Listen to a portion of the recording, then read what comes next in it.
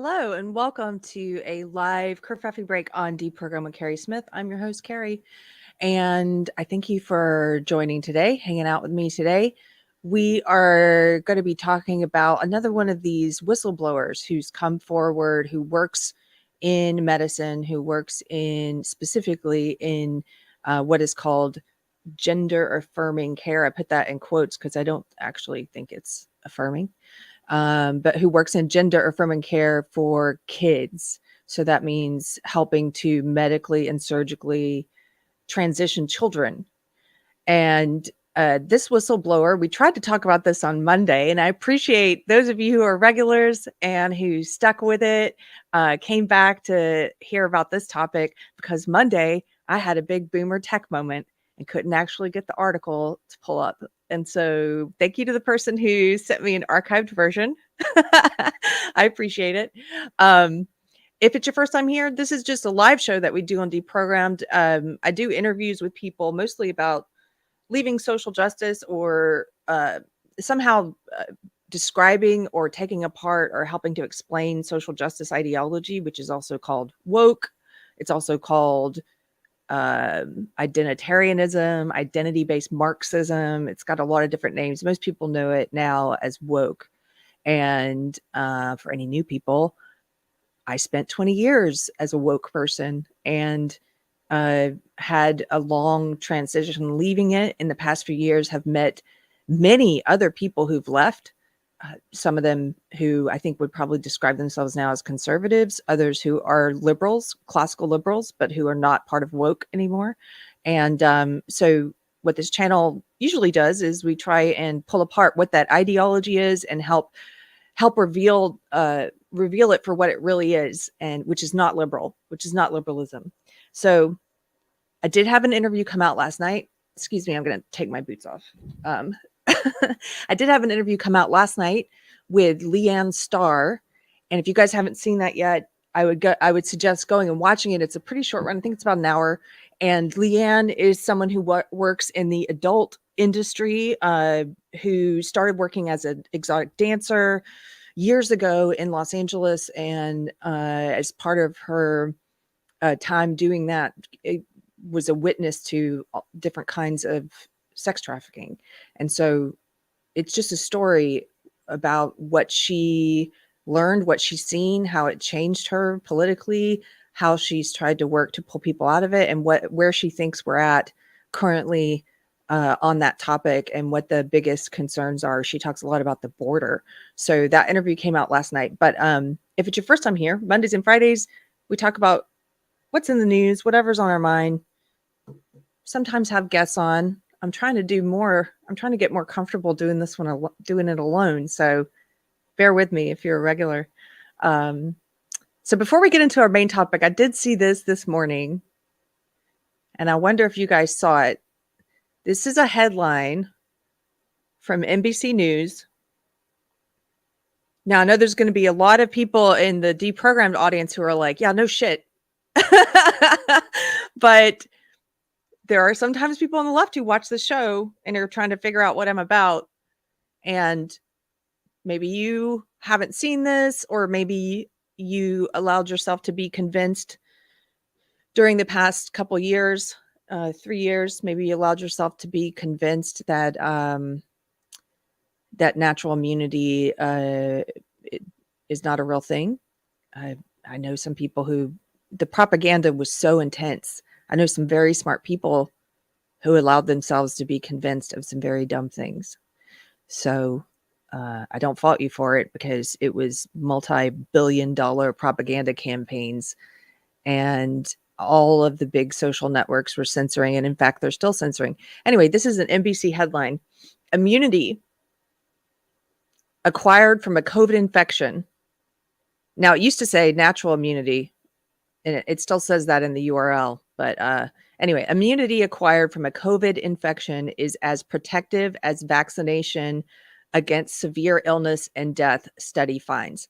Now, the headline used to say natural immunity acquired from a COVID infection is at least as protective, and I think it said, and maybe more protective as vaccination. So they've already edited the headline a little bit. Okay, let's read on. here's the subtitle. The immunity generated from an infection was found to be, quote, here it is, at least as high, if not higher. Maybe they didn't change it. That's where I read. At least as high, if not higher, than that provided by 2 doses of an mRNA vaccine. Now, I'll say if you are on the left and you're not aware of all the censorship that's been happening the past few years, you may not know that on YouTube, talking about something like this puts my video at risk of demonetization. And demonetization isn't a big deal money-wise because honestly, the ads don't really provide that much income unless you have millions of views, probably, then it would be a lot. But, you know, it's pennies here and there. So it's not that big of a deal to me not to be monetized on a video. But what that also does is when your video is demonetized, it means it's not favorable for the algorithm. So your video is going to come up in search. It's less likely to come up in the search, to be recommended, because YouTube's not making money on it, because it's demonetized, and also because there's some reason why they viewed it as not friendly to advertisers. So if you've been in the leftist echo chamber for the past few years, maybe you don't realize you're in that echo chamber, but if you're not aware of all the censorship that's been happening, you're in that echo chamber. So it's been everywhere. Trust me, it's been everywhere. And so on YouTube, if you talk about these issues, it's very likely you're going to be censored in some way, if not an outright strike or in pulling down of the video, depending on how far you go and what you say, then at least demonetization and suppression in the algorithm. And the interesting thing is that hasn't really changed, even though the news is changing, even though the mainstream news is now starting to report on some of these issues, the censorship is still happening. And so an interesting thing happened. I'm going to show you. Let me stop sharing this article for a second. I want to show you what happened when I shared this to Instagram. So just a couple of the social media networks and how they still have these censorship policies in place. So I shared this article, a screenshot of this article that came out today, NBC News, on Instagram. Immunity acquired from COVID infection is as protective as vaccination against severe illness and death, study finds. Look what Instagram did. They put a little fact check here on it. Little warning. It says COVID-19 vaccines go through many tests for safety and effectiveness and are then monitored closely. Source: Centers for Disease Control and Prevention. You can go there and get more information and put a little scare warning on there. So this has been happening for the past few years. And anyone who's not in the leftist echo chamber knows you're going to get this kind of scare label on your post. If your post stays up, many people have their posts taken down and get strikes and get banned. But if it stays up, you're going to get one of these little scare labels, and those are still happening. I will say, at least it doesn't appear that Instagram shadow banned this post, but Facebook did. So when I shared it on Facebook, it's pretty easy to tell if you have a post that's shadow banned, because you have a normal sort of threshold of the number of likes and comments that you get on a post. And if you do something about COVID, that number plummets. And it's not that your audience isn't interested in that topic. In fact, they're very interested in that topic, and there are creative ways to get around it. But I shared it on Facebook. Nobody saw it. So then I shared a photo of myself instead, and I put it in the comments like a little trick, and regular amount of engagement. So there are ways to get around it. I know some people who that's all they do now is post unrelated photos of themselves and their food and their dogs and what have you. And then in the comments, they put what they really want to talk about, like the news that's being censored. So you can do that. But it's just really interesting that this is now in the mainstream news. And this is NBC saying look, a study finds that natural immunity is as good or better than the jab, and censorship still happening. Yeah, Laura, I hardly get any engagement at all. Yeah, if you try some of the tricks and see what happens, you'll notice it's different. If you do a photo on, like, they all have different ways of shadow banning and quote unquote fact checking and putting scare tactics on there. On Facebook, I found that if you can get around it by doing a photo of something unrelated and then talking about it in the comments, and then people do see it. But yeah, still happening. And if you're in that leftist echo chamber, again, you may not be aware. I've met people in my real life who they're not aware of. They're like, "What do you mean censorship?" They don't have any idea. It's like a fish not seeing water.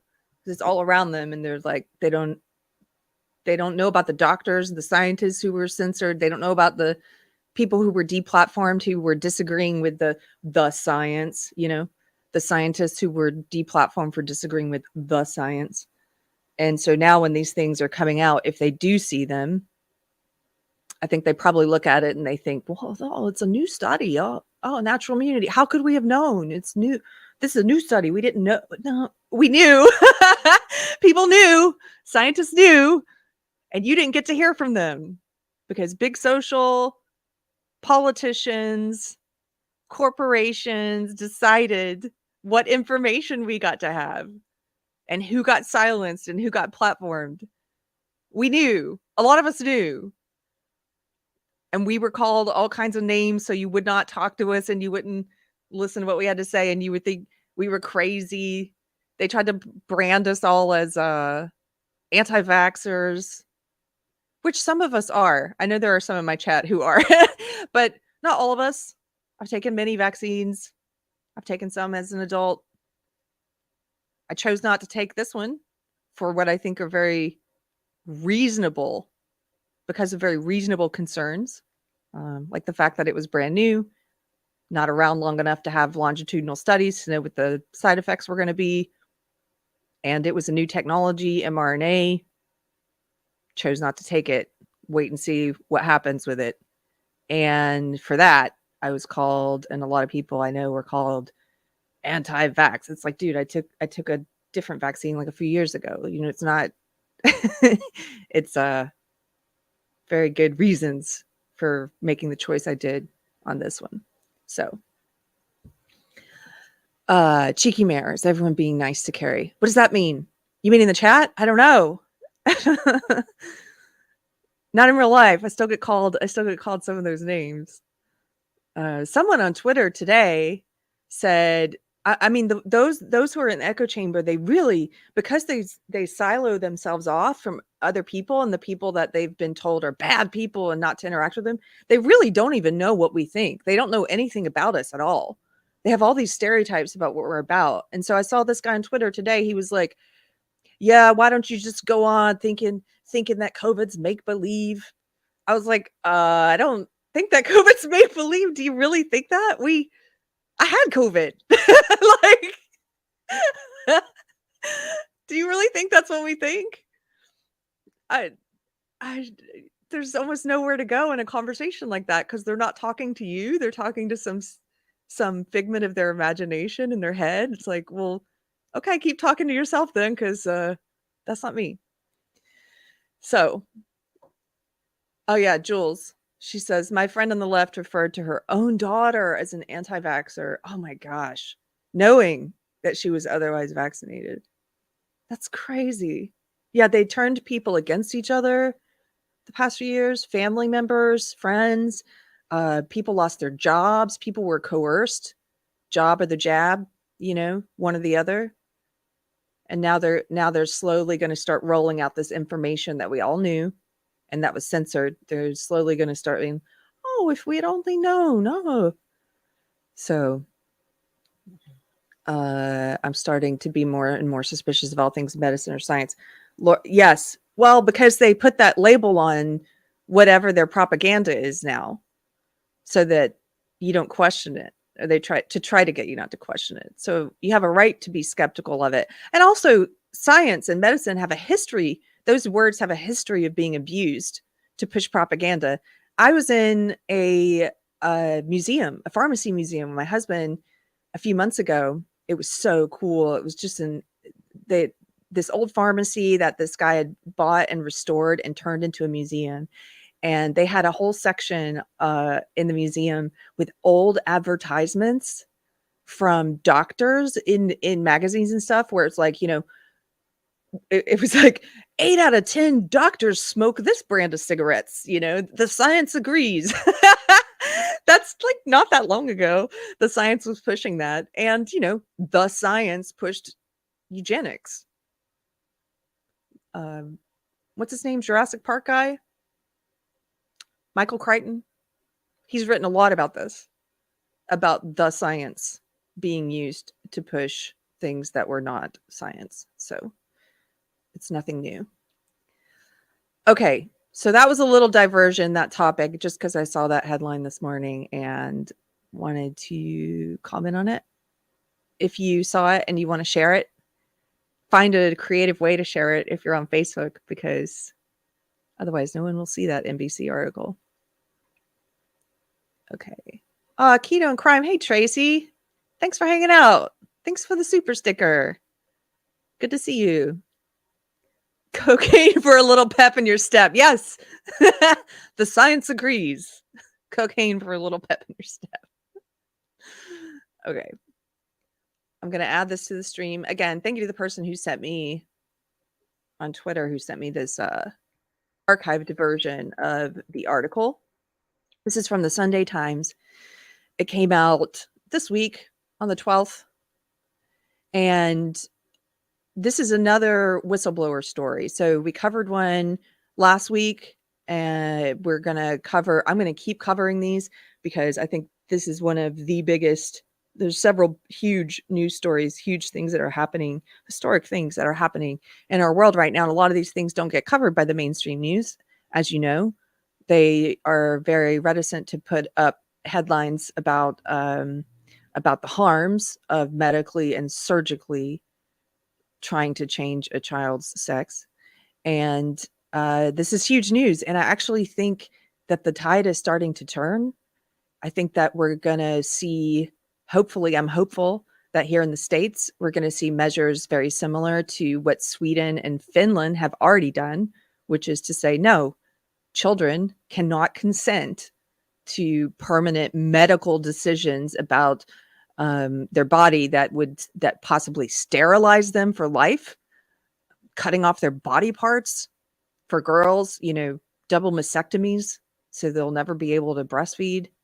Like, children cannot consent to that. And so Sweden and Finland have already said, you have to be 18.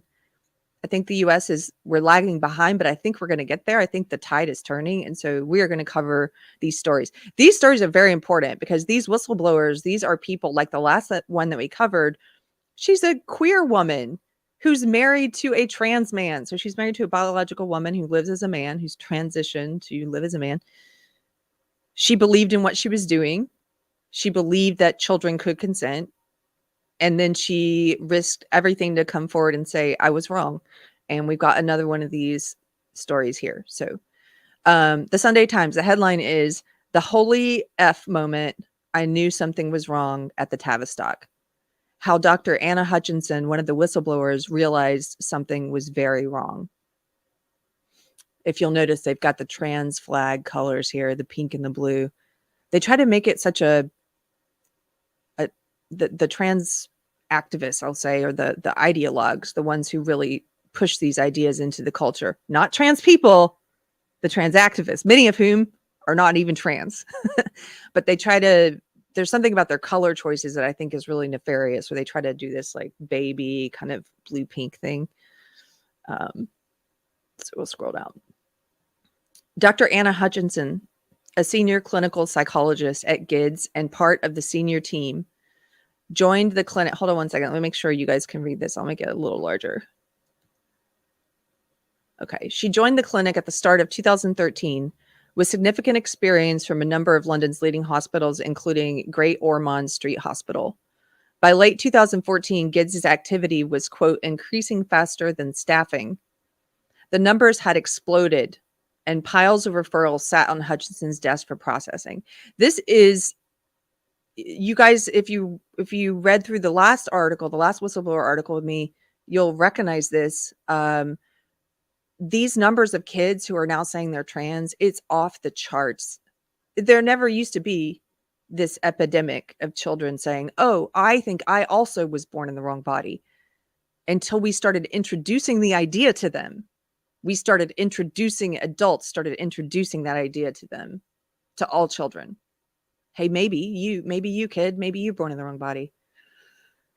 Okay. So the activity was increasing faster than staffing. The numbers had exploded, and piles of referrals sat on Hutchinson's desk for processing. Quote, these piles were ever present and growing, she says. Literally 1 week to the next, the pile would double. And I remember the first month where we had 100. It was phenomenal. Something was happening. There were no referral criteria. We were accepting everyone, she says. Moreover, the majority were girls whose gender-related distress had begun after the onset of puberty. If you're new to this topic, or if you've been sheltered on the left and you are not aware of this, a lot of this explosion in the number of kids who are now saying, oh, I was born in the wrong body too, a lot of those are girls. And they sometimes call it late onset gender dysphoria. And it's new. This is not historically what we saw. Historically, it was less than 1%, a fraction of 1% of people, of children would say, oh, I think I'm actually the other sex.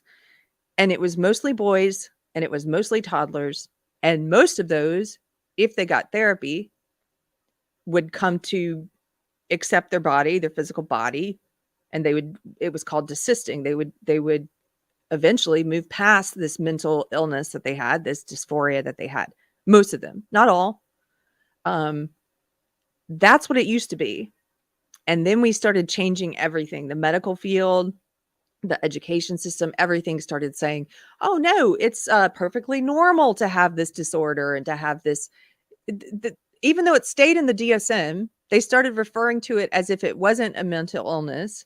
They started treating it as just a facet of your identity. You know, you might be born in the wrong, you're this race, but you might be born in the wrong body. And they started introducing the concept to children, and they changed the entire way that the medical field, that psychiatrists dealt with this issue. And instead of focusing on finding out what was going on with the child and what other comorbidities existed, what other mental health issues they might have, what other traumatic events in their life might be causing this, they would just go straight ahead to the validation. Let's validate the gender and let's get them swapped. And so then we started to see this massive rise they're talking about in the number of girls, like teenage girls, middle school age girls, who suddenly started coming forward. That's a totally new subset of people saying, oh, also me.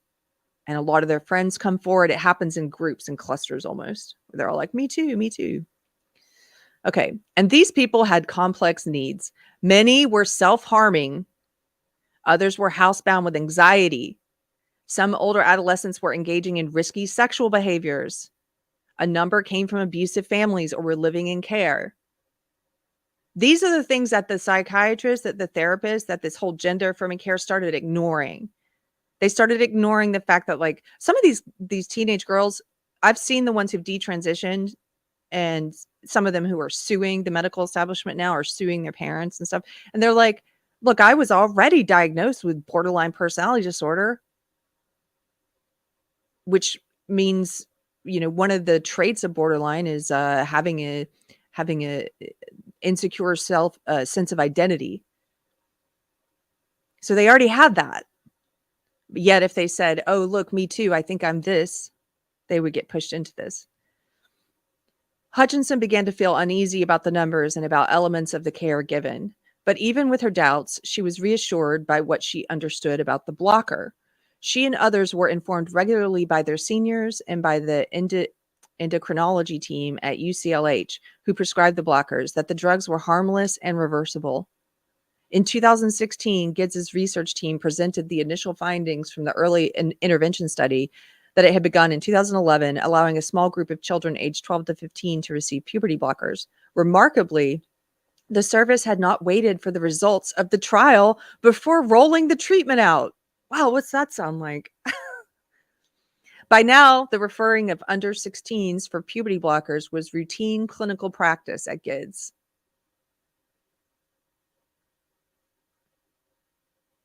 How had the first group of young people to have had earlier access to puberty blockers fared? The young researchers did describe success. The children who'd had their puberty blocked reported that they were highly satisfied with their treatment. Hutchinson was therefore surprised when they went on to explain that the children's gender-related distress and general mental health, when based on clinical measures of things such as self-harm, suicidal ideation, and body image, had either plateaued or worsened. So you see that? Their gender-related distress and their general mental health plateaued or got worse. Surely, she thought, if the children were making good use of the pause that blockers might provide, you would expect a drop in their levels of distress. That ostensibly was the whole point of the treatment. She grew alarmed as the presentation continued. Despite the idea that blockers were administered to provide children with more time to think, it was becoming clear that they were all thinking in the same way. In an astonishing aside, the researchers revealed that everyone in the early intervention group had at this point progressed from the blockers onto cross-sex hormones, a treatment with irreversible consequences. Every single one. It was Hutchinson's holy F moment and a wake-up call for so many of her colleagues too. Quote, it exploded the idea that when we were offering the puberty blockers, we were actually offering time to think, Hutchinson says, because what are the chances of 100% of people thinking the same thing? It looked to me like it was the opposite, in that once you're on the puberty blockers pathway, you stayed on the pathway. Perhaps you thought less. This is such a great quote. This is human nature. You think about these kids, they're being, first of all, the idea that they might be born in the wrong body is introduced to them in their schools, from their peers, from celebrities, from the cultures now all beaming at them, hey, you might be born in the wrong body. And if you are, we're going to lift you up because you're a hero and you're a special oppressed group. And some of them, I'm in these parents group. I've mentioned before these parents groups on Facebook for parents of trans kids, just to see what they're like. And they're absolute cults. And a lot of these parents make their whole identity, their identity as the parent is built around being the parent of a trans kid, celebrating their trans kid. It's in their profile pictures. It's in their bio. It's in their cover photo.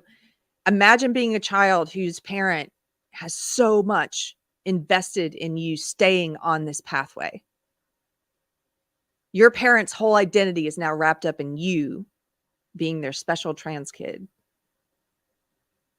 And maybe they cut off family members because of you being trans. I've seen that in the group many times where the moms come in and say, I've had to cut off the grandparents. I can't have them in my kid's life because they don't validate. So what are the chances that these kids, once they've started down this pathway, psychologically, how easy would it be for them to evaluate and say, maybe this isn't the right path? What are the consequences of telling your parents I was wrong? I know you changed everything for me and you fought with the school for me and you cut family members out of our life for me and you've made my whole trans identity your identity, but I was wrong. Like, how hard would that be as a child? Okay, continue. What's more, figures of close to 100% are almost unknown in psychological research. Human beings, particularly adolescent ones, are not usually so consistent and predictable. Hutchinson's head spun. She knew that if the blockers were actually confirming a trans identity, as suddenly now seemed possible, then there would have to be vulnerable children who would later realize it wasn't the right path for them. And that's what we're seeing now. We're seeing all of these young adults coming out saying, I was wrong. I want my breast back. I can't believe I did this to myself. I can't believe the doctors let me do this to myself. I can't believe my parents let me do this to myself. Quote, I was horrified. If the service was getting this wrong, she said to herself, it was getting it wrong with some of the most vulnerable children and young people there were. Young people who already had difficulties, children who were traumatized or mistreated, autistic children. The autistic kids, for some reason, are very susceptible to this trans propaganda. Autistic children or those who might grow up to be gay. She cared deeply for the children seeking her help, but she began to think that Gids was practicing in a way that, quote, wasn't actually safe. She feared she may be contributing to a medical scandal where an NHS service was not stopping to think what else might be going on for so many of these young people. Quote, I just couldn't comfortably keep being part of a process that was, I felt, putting children, but also my colleagues at risk, Hutchinson explains. Faced with no discernible action from the executive staff, staff began to look for other ways to raise their concerns to other people who might listen and act. Hutchinson approached the Tavistock's Freedom to Speak Up Guardian. At least 4 other colleagues did the same in 2017. That same year, another 4 clinicians took their concerns outside of Gids to the Children's Safeguarding Lead for the Tavistock Trust. The service was certainly not functioning well, she says, but there was a feeling that if she could just articulate her fears in a different way, perhaps the executive would get it. But they could not reassure her. She took part in the official review into Gids with this aim. When that too didn't acknowledge the concerns she and others felt, she went to the top of the Tavistock, but she was not reassured that her concerns were being properly investigated. Quote, that's when I think I changed as a human being, Hutchinson reflects. I just think I became a bit more cynical. She had gone from believing that positive change could be made and that there was the goodwill to do that, to, quote, believing that this was a system that knew it was taking risks with children's well-being, but was not going to do anything about it, end quote. She would have to take her concerns outside the Tavistock in order for them to be acted upon. Okay, that's the end of that piece. Sometimes I'm at a loss for words when I talk about this stuff, because I think where I'm at now, having come so far outside of the social justice echo chamber, I look at something like this and it's just so obvious, right? My husband and I were talking about certain things that seem so obvious to us now, with clear eyes, that like, oh, this is maybe a bad, obviously a bad thing, or like obvious things like the government is lying to us, you know, but when you're in it, I always try and remember back to when I was in that cult, and I try and think of some of the friends I know who are still in it. And I think it speaks to the power of tribalism, the power of social coercion and social censorship, that people can't see something so obvious. It's so obvious. A child doesn't have the capability to consent to permanent sterilization. They don't even know. Kids aren't even old enough to know what their sexuality is. Okay. They don't even know if they're going to want to be a parent or not, if they're going to want to breastfeed, if they're a woman. And so to say a child, well, they're not capable of consenting to sex or driving a car, or smoking a cigarette, or getting a tattoo, or drinking alcohol, or shooting a gun, or voting, or any of these other things. They're not capable of doing that, but they are capable of deciding to permanently sterilize themselves for life and to cut off their breasts. That's insane.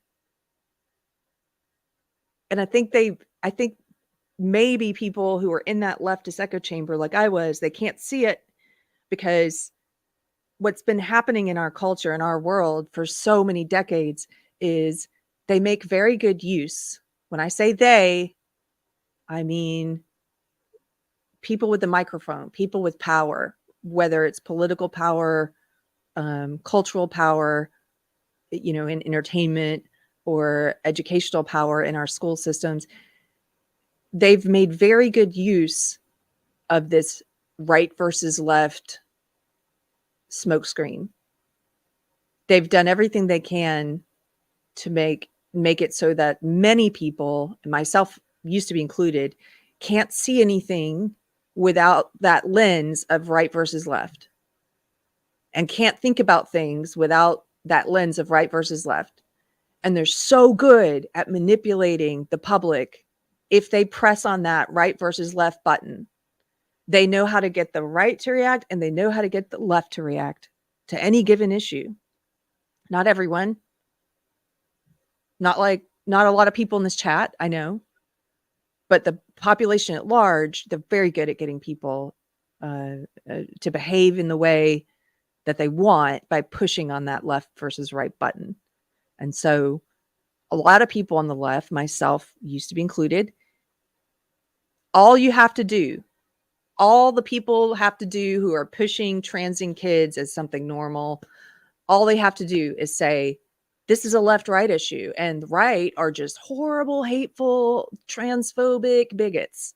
And that's the only reason they oppose transing kids, because they just hate trans kids and they just hate, and you don't want to even look at the data or listen to the kids who are detransitioning and their horror stories, because if you do, we might think you're part of the right wing too. Like that works. Isn't that amazing? That works on adults. That still leaves me speechless sometimes. It's like such a middle school thing, but it works. And it silences people completely, otherwise very intelligent people. And some of them in that leftist world that I was in, I mean, they're very empathetic people. They do care.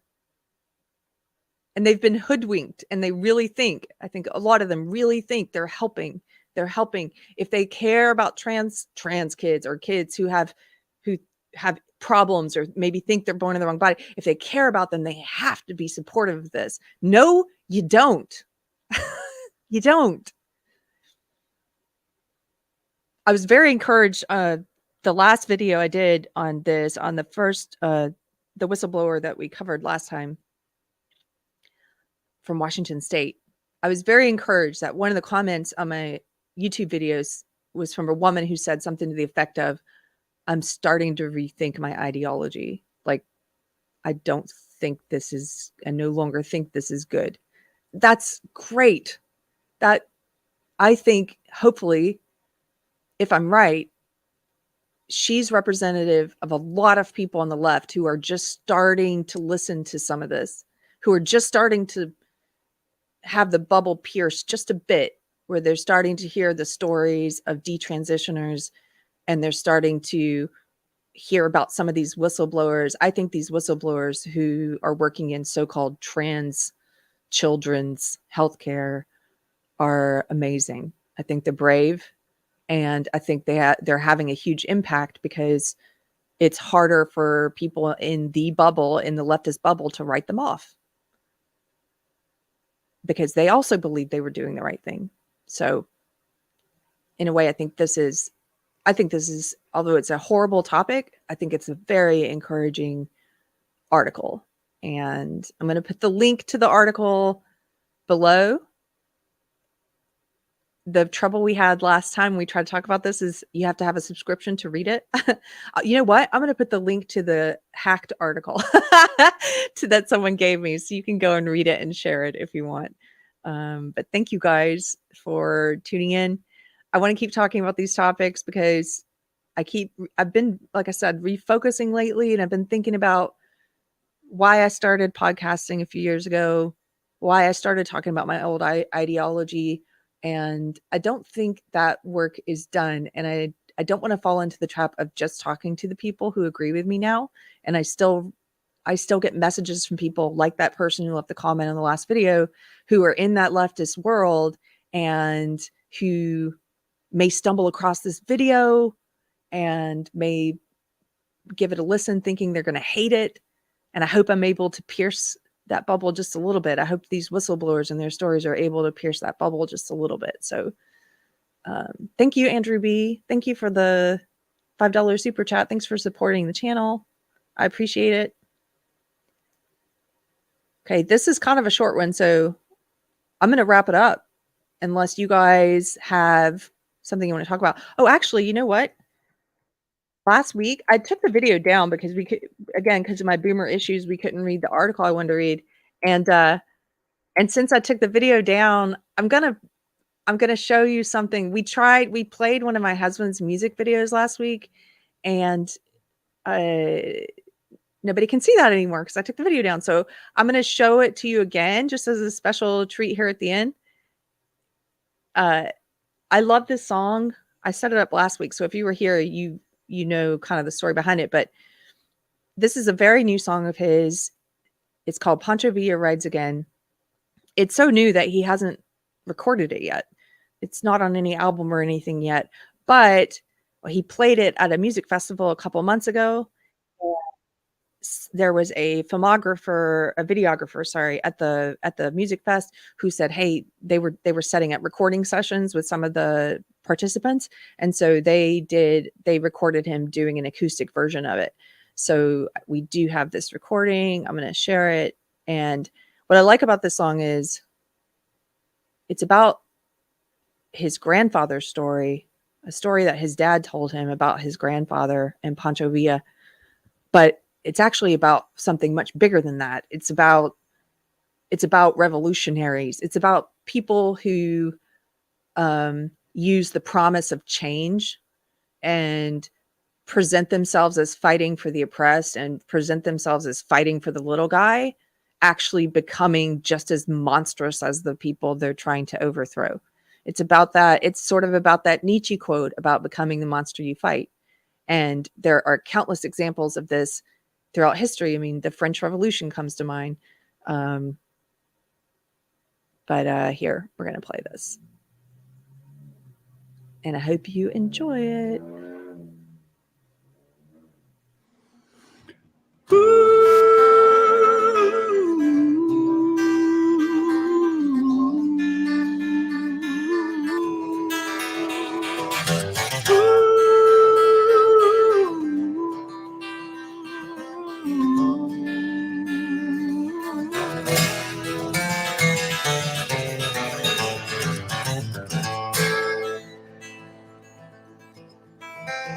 When Pancho Villa rides again, he sends a message through the land. There's a hero on the frontier. There's revolution in the air. When Pancho Villa rides again, 7 trumpets blaze. The 7 seals are broken, and he brings the 7 plagues. His eyes, they burn like fire, and his mouth is like a sword. The sun turned black as midnight, and the sky fell like a scroll. When Pancho Villa rides again, the moon, it turns blood red. He who has ears, let him hear that Pancho Villa rides again.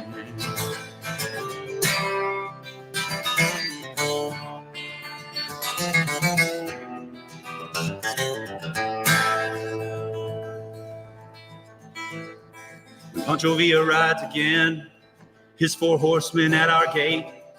I can see it in my father's eyes. I knew it was too late to warn the maids and ranch hands, the women and old men. He'd come to kill and steal from the rich, but he robbed the poor instead. When Pancho Villa rides again, my father grabbed me by the arm.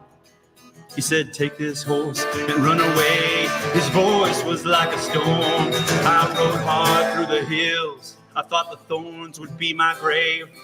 I was the only one, 12 years old, the only one who got away. And they burned it to the ground, and it was a killing floor.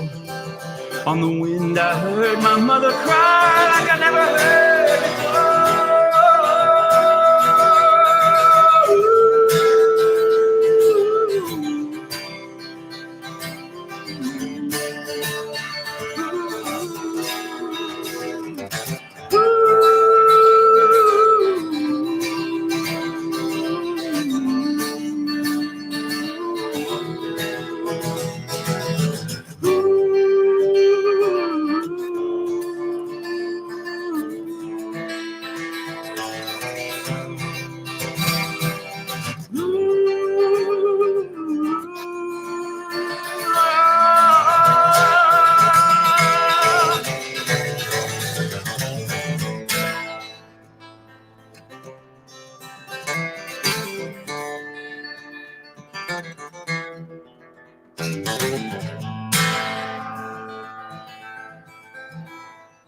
And now I'm older and I'm gray, and I'm a man of 40 years. I've got an only son now of my own, and I smile at him through my tears. And every night I lie awake in the darkness and I pray for God to bless the souls that Pancho Villa killed that day. But there's no need for revolution. It only feeds the flames. The hands of time will always tell that both sides are to blame. But Pancho Villa rides again through our towns and through our streets, through our schools and through our government, through our thoughts and in our dreams. He says he fights for justice through love and charity, but he's doling out the party line to make a slave of you and me. So take this as a warning. Be slow to take revenge, 'cause it's the hounds of hell on the serpent's tail. Pancho Villa rides again.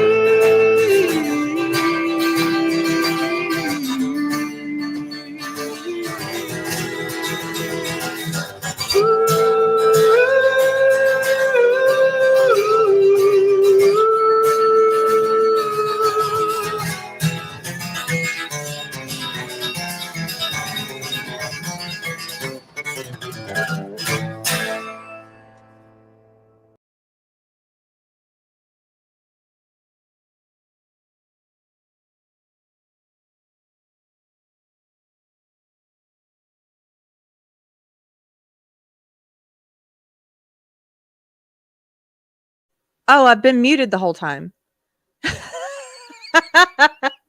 Sorry. I was just saying thank you guys for letting me play this.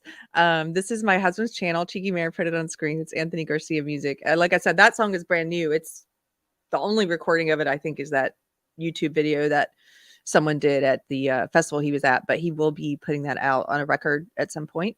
Yeah, I thank you for the great feedback. I'll make sure he sees it. You're muted, Boomer, says Night Train. Yeah. I need I need my producer. Where's the pirate? Where's the pirate, Tomsky? What something else came in while that was playing. Let's see. Oh, thank you, Night Train, for the super chat. Five buckaroos. Thanks for supporting Deprogrammed. I should say, if you like the content, we do have a locals and a subscribe star and a Patreon. The links are at the top in the banner. You can be a member here at YouTube. And my goal, which I think is a modest goal, is to eventually have enough revenue from the podcast to be able to hire Mystery Chris full-time, my co-host on Wednesday nights, so that he can quit his stupid day job. I hope you heard that, Mr. Chris, and come hang out with me and make content with me. We have a comedy video coming out soon. I am so excited about it. Let me take this off real quick. The comedian Peter Feliciano from Conservatish is in it with me. We already shot it. My husband Anthony shot it. He's editing it. And it was based on an idea of Mystery Chris, and I hope you guys like it. That'll be coming out very soon. And I want to do more stuff like that. Chris is so funny. He has so many funny ideas. So anyway, that's the goal with the revenue here, is to eventually make enough to hire Mr. Chris full-time, and for us to be able just to put out more content about ideology, yes, about social justice, yes, and about the important issues, but also having fun and doing funny stuff and using humor, I think, to break through that bubble I was talking about, that bubble on the left. So Night Train says, have you ever thought about doing a chat on Fridays, take questions from locals and YouTube members? Dave Rubin does it, and it's really fun. Maybe we should try that. Maybe Pirate can help me do that on locals, is do some kind of Q&A on Fridays. That's probably a great idea. If you guys have questions now, we can practice. We can practice. If you have a question, let me know. Yarn Witch says, you're doing amazing work, Keri. Thanks for doing it. Thank you. Thanks for the encouragement. And then Trinoculus P says, have you heard about the Kentucky Christian College prayer meeting that's been going on 24/7 for a week? I think I've heard about it.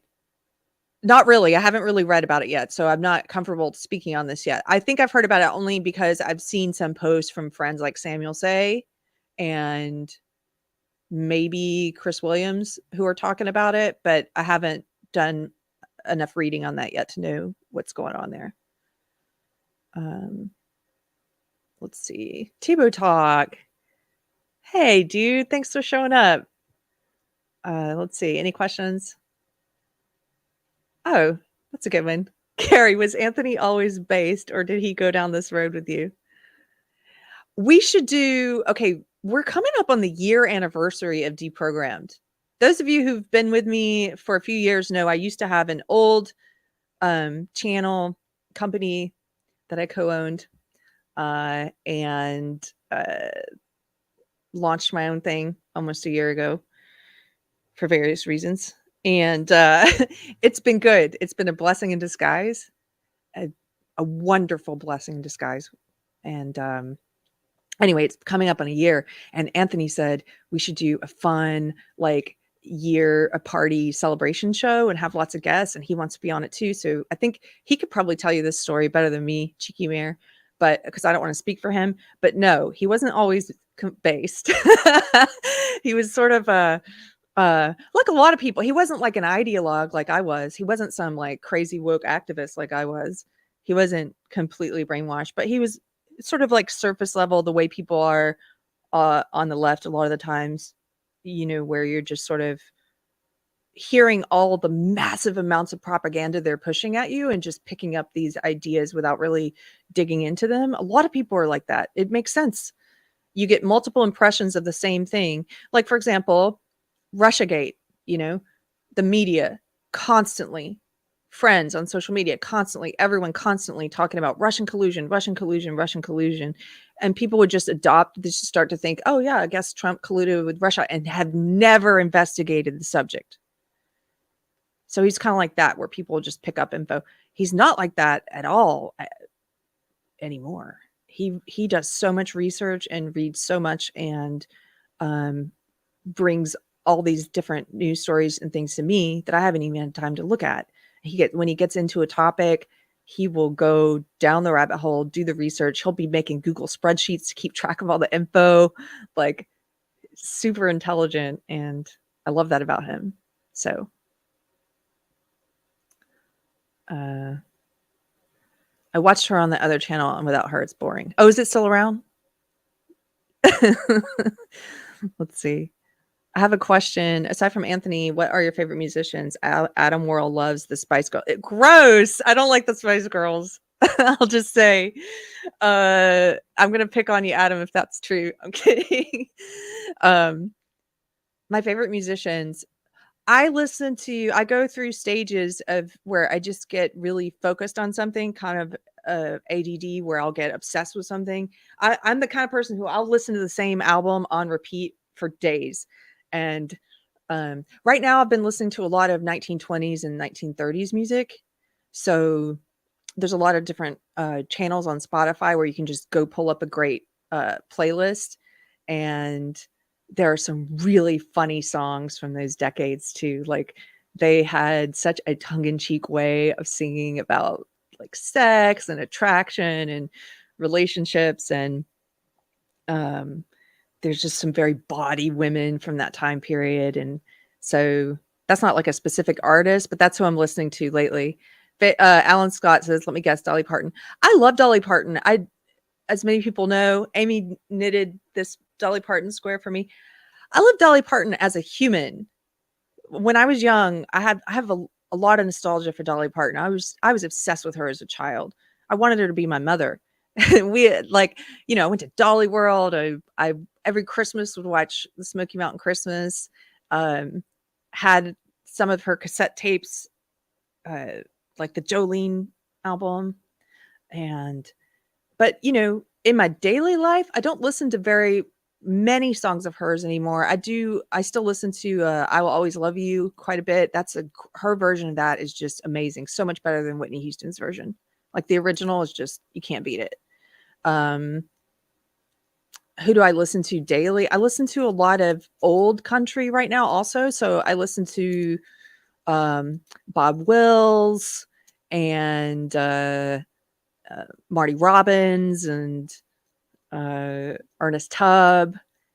There's an old song called, I don't know if my friend's watching, but one of my friends who I met through Deprogrammed moved to Texas. We've since hung out a few times, and I got him hooked on some of this old country. And last time we hung out, there's this song called I'm Too Old. He's too old to cut the mustard anymore. Do you guys know this song? That's what I mean about songs from these decades being so fun. I think that one's from the 50s. Let me see. Let me look it up. Too old, too old. He's too old to cut the mustard anymore. Do you guys know the song? It's Ernest Tubb and Red Foley. You got to go listen to it now. If I play it, I'll be demonetized, but you got to go listen to this song. It's just a song about getting old. And it's just old bluegrass country. Um, let's see, 50s country rocks. It does. It's the best country. Absolutely. I don't know that song, but it sounds awesome. It is. It's so it's so fun.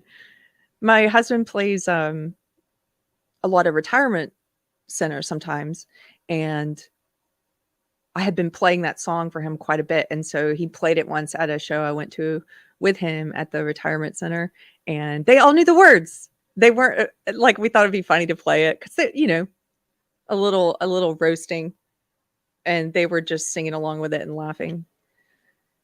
Um, are you still doing your furniture restoration gig job? No. He said I didn't have enough hours available for him. He needed someone who was available more than I was, which sucks. But I told him if he needs me for any special jobs, if he's on a time crunch, to let me know because I was having so much fun doing that. But we're doing quite a bit of that kind of stuff here at the house now. So yesterday, I don't know, maybe somebody in the chat knows if there's I think it's allergy. I've never had allergies before. My eyes have been watering a lot, but it might be because of what all the sanding and stuff. Like yesterday, all day we were sanding, and well, Anthony was sanding, and I was painting, priming the the baseboards, the window trim, all that stuff, and that was like 6 hours. And then today, after the show, I'm going to go back up there and do some more painting. But something either I don't know if it's allergy or something in this house is causing my eyes to water. It's probably all of that stuff. But we're learning a lot. And we just had, I mentioned this on the deleted episode, but we just had our second and third house concert this past weekend. Robert from chat was here, took a lot of video. We're going to be putting out several people from chat were here. If you're in the Texas area, we're going to be doing more of these house concerts. They're so much fun. We limit it to about 50 people per show because it's in our house. And we did two. We did one on Saturday and we did a matinee on Sunday. And my husband books different friends of his, different musicians for each show. So it's a different show each time. And this time was more like old country kind of stuff. He had 3 fiddle players, pedal steel, mandolin, and kind of some jazz numbers as well. He had another singer here as well. The next show, I believe he's working on right now, booking is going to be a lot of Latin music. So if you want more info, if you're in the Texas area and would like to know when we do these shows at our house, just email me at deprogrampod@gmail.com and we'll put you on the email list so you know next time we're doing one. And it's great because you get to meet people from Deprogram Chat. It's a good mix of people and people who are fans of my husband's music and just like all different age groups. And I really enjoy doing it. And so we're working on this house. Every time if you come to these concerts, there's going to be a little bit more we've done in the house to make it a little bit more comfortable for everyone. So, let's see. Anything else in the chat? Yarn, which says, I bet they love that. I used to work at an assisted living center and doing something nostalgic for them is so good. Yeah, I don't know if you guys seen here on YouTube, there's a documentary. I'm blanking on the name, but if you look up Alzheimer's patients and music, I'm sure you'll find it. It's a wonderful documentary about music and how it connects to memory and how sometimes people with Alzheimer's, it's like that's one way to cut through the illness and to help them recall things is to play music that they remember. Okay. I think we're going to wrap up. No, I haven't heard of Larry White. I'll have to look her up. She sang country with a jazz kick. That's kind of what we did at this show. That's kind of what they were doing. Larry White. Okay. Music memory doesn't fade is what I've heard. Yeah. I think so. Sometimes smell can do that, since of like certain smells can take you back. Like every once in a while I'll smell like some kind of a barbecuing meat will remind me immediately of Tanzania, or you know, sometimes there's things like that that smell will take you back, but I think it's more often music. Okay, wrapping up. Thank you guys for hanging out today.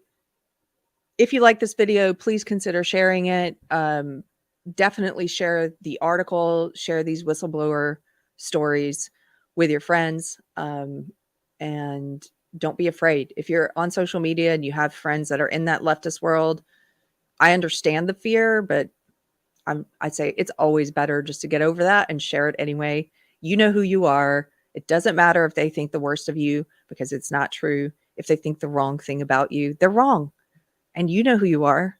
So why let that silence you? So I think we should be sharing these stories as much as possible. Thank you guys. Therese, have a great weekend too. You guys, this is fun. Thanks for hanging out. I'll talk to you later. Bye.